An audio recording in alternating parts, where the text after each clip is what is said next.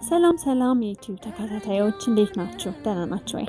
ዛሬ ወደ እናንተ ይዤላችሁ የመጣሁት ስለ እግዚአብሔር ፈቃድ ነው። የእግዚአብሔር ፈቃድ ምንድነው የሚለው ወደ እናንተ ይዤላችሁ እቀርባለሁ። እስከ መጨረሻው ተከታተሉኝ። የእግዚአብሔር ፈቃድ ማለት የእግዚአብሔር ፈቃድ ወይም ውሳኔ ማለት ነው።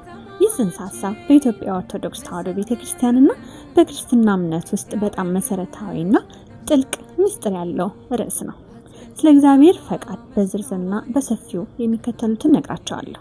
የእግዚአብሔር ፈቃድ አይነቶች በመንፈሳዊ ትምህርት መሰረት የእግዚአብሔር ፈቃድ በሁለት ዋና ዋና ነገሮች እንከፍላቸዋለን። ቀዳሚ ፈቃድ ወይም ደግሞ ፍጹም ፈቃድ እንለዋለን። እግዚአብሔር ዓለምን ሲፈጥርና ለሰው ልጆች ያዘጋጀው ቀጥተኛ፣ በጎና ቅዱስ የሆነ ቅዱስ ነው ወይም እቅዱ ነው። ለምሳሌ ሰው በደስታ በሰላምና በቅድስና እንዲኖር መፈለጉ። ሁለተኛው ፈቃድ አስፈቃጅ ወይም ደግሞ ፈቃደ መለኮት ይባላል።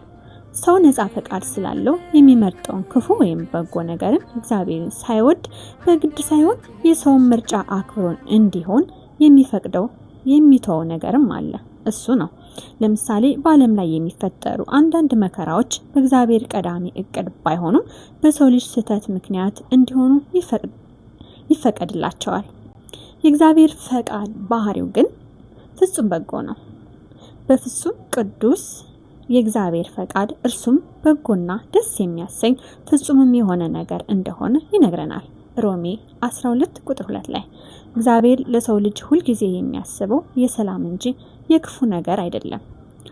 ከሰው እውቀት በላይ ነው። እግዚአብሔር ነገሮችን የሚያይበት መንገድ እኛ ከምናይበት የተለየ ነው። እኛ ለጊዜው መጥፎ የመሰለን ነገር ወደፊት ትልቅ በረከት ሊሆን ይችላል። አሳቤ እንደ ሐሳባችሁ መንገዳችሁም እንደ መንገዴ አይደለም ይለናል በኢሳይያስ 55 ቁጥር 8 ላይ። የሰው ነፃነት አይገፋም። እግዚአብሔር ሰው በግድ እንዲታዘዘውም አያደርግም። ምርጫውን ለሰው ይሰጣል እንጂ ነገር ግን መልካሙን መንገድ ይወቅሳል ወይም ደግሞ ይመራናል። የእግዚአብሔርን ፈቃድ እንዴት ልናውቅ እንችላለን ብለን አንዳንዴ ራሳችን ስንጠይቅ ወይም ስንወዛገብ የእግዚአብሔር ፈቃድ በሕይወታችን ውስጥ ምን እንደሆነ ለማወቅ በቃሉ በመጽሐፍ ቅዱስ እግዚአብሔር ምን እንደሚወድና ምን እንደሚጠላ በግልጽ በቃሉ ውስጥ ጽፎልናል። ቅድስና፣ ፍቅር፣ ትህትናና ታማኝነት ሁልጊዜ የእርሱ ፈቃዶች ናቸው። በጸሎት ፈቃድ በሰማይ እንደሆነች እንዲሁ በምድር ትሁን ብለን ስንጸልይ የራሳችን ፍላጎት ትተን የእርሱን መርሃ ግብር ለመቀበል ልባችን እናዘጋጃለን። እኛ ያልነው ሳይሆን አንተ የፈቀድከው ይሆንልን ማለት ነው። በመንፈሳዊ አባቶች ምክር በቤተ ክርስቲያን ውስጥ ያሉ ንስሐ አባቶችና መምህራን በሕይወታችን የምንወስናቸው ውሳኔዎች ከእግዚአብሔር ቃል ጋር አገናዝበው በመምህር የእግዚአብሔርን ፈቃድ እንድንረዳም ያግዙናል።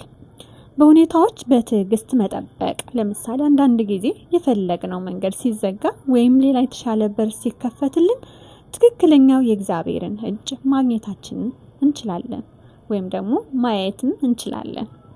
በሕይወታችን ውስጥ የእግዚአብሔር ቢፈቅድ ወይም የእግዚአብሔር ፈቃድ ቢሆን ብለን ራሳችን ሁሌም የምንተወው ነገር ወይም ደግሞ ጥቅሙ በዕለት ተዕለት ሕይወታችን እግዚአብሔር ቢፈቅድ ነገ እንዲህ እሄዳለሁ ወይም የእግዚአብሔር ፈቃድ ይሁን ማለታችን ትልቅ መንፈሳዊ ትርጉምም አለው። ትህትናን ያሳያል። ሕይወታችንና ጊዜያችን በእኛ እጅ ሳይሆን በፈጣሪ እጅ መሆኑንም ማመናችንን ያሳየናል። ጭንቀትን ያስወግድልናል። ሁሉም ነገር ለእግዚአብሔር አሳልፎ የሰጠ ሰው ነገን ምን ይሆናል ምንም አይጨነቅም። ምክንያቱም የሚሆነው ነገር ሁሉ ለእርሱ ጥቅም እንደሆነ ያውቀዋል። ትዕግስትን ያስተምረናል። ነገሮች እኛ በፈለግነው ፍጥነት ባይሆኑም እንኳን እግዚአብሔር በራሱ ጊዜ መልካሙን እንደሚያደርግልን እንድንጠብቅም ያደርገናል። በአጭሩ የእግዚአብሔር ፈቃድ ማለት የፍቅር፣ የመዳን፣ የቅድስናና የሰላም መንገድ ነው። ሰላምን የምናገኘው የራሳችንን ፍላጎት አስገዝተን የእርሱን ፈቃድ ስንከተል ብቻ ነው። ስለ እግዚአብሔር ፈቃድና ስለ መልካምነቱ ደግሞ ከዚህ በበለጠ እኔ በምስክርነት በሌላ ጊዜ በሌላ ፕሮግራም በሰፊው ወደ እናንተ ይዤላችሁ እመጣለሁ። ይህንን የእግዚአብሔር ፈቃድ መርጬ ወደ እናንተ እንዳቀርብ ያደረገኝ ነገር እግዚአብሔር በፈቃዱ ለኔ ብዙ መልካም ነገሮችን ስላደረገልኝ ነው።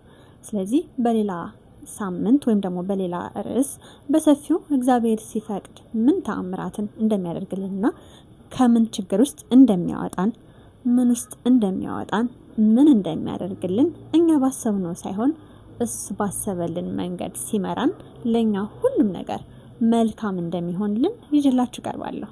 ለዛሬው ግን እዚህ ጋር ጨርሻለሁ። እስከዛው ሰላም ሁኑልኝ።